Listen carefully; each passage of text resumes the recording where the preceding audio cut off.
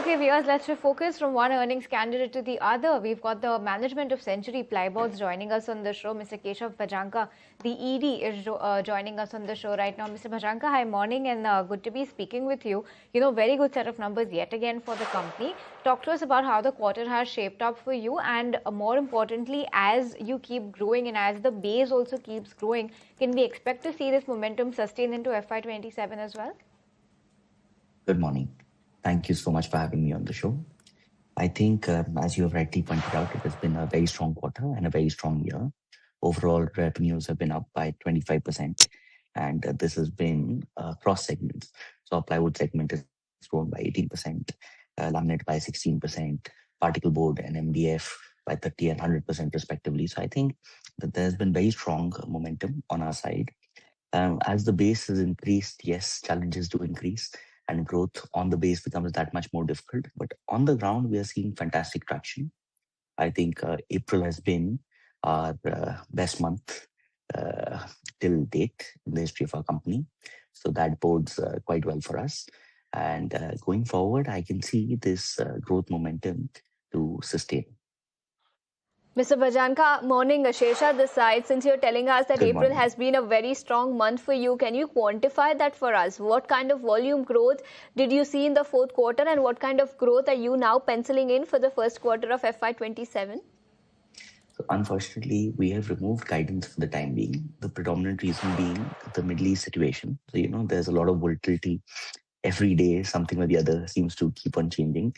So at this point in time, we're not giving guidance. But what I can safely say is that the start to the year has been fairly robust.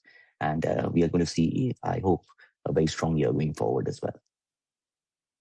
Understand that you are also seeing the impact of the Middle East war, and which is why the guidance has been withheld for now. But Mr. Bhajanka, on that note, also help us understand, have you seen any disruption when it comes to pricing? Have you undertaken any pricing action to try and mitigate some of this impact that we're seeing? Definitely.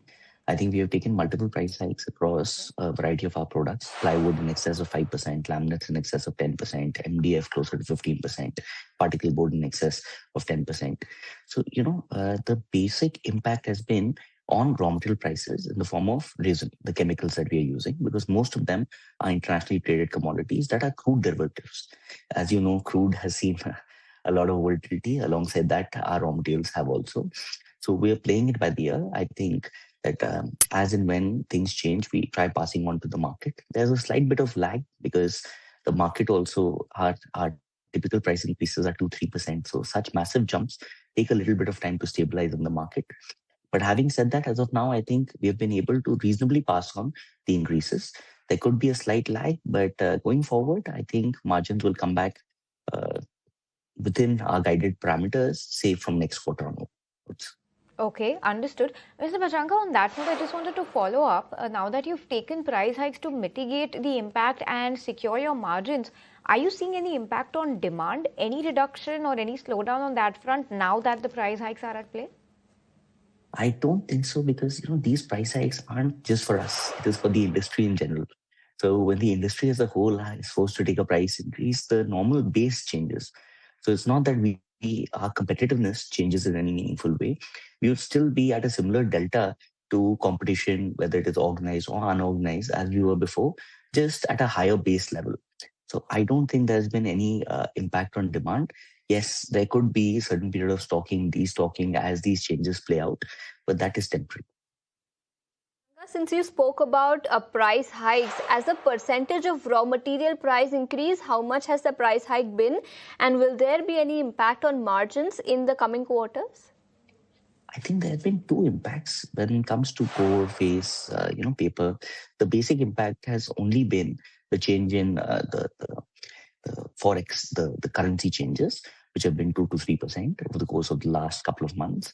When it comes to resins, the impact has been close to 70, 80, 100% also, and it keeps fluctuating.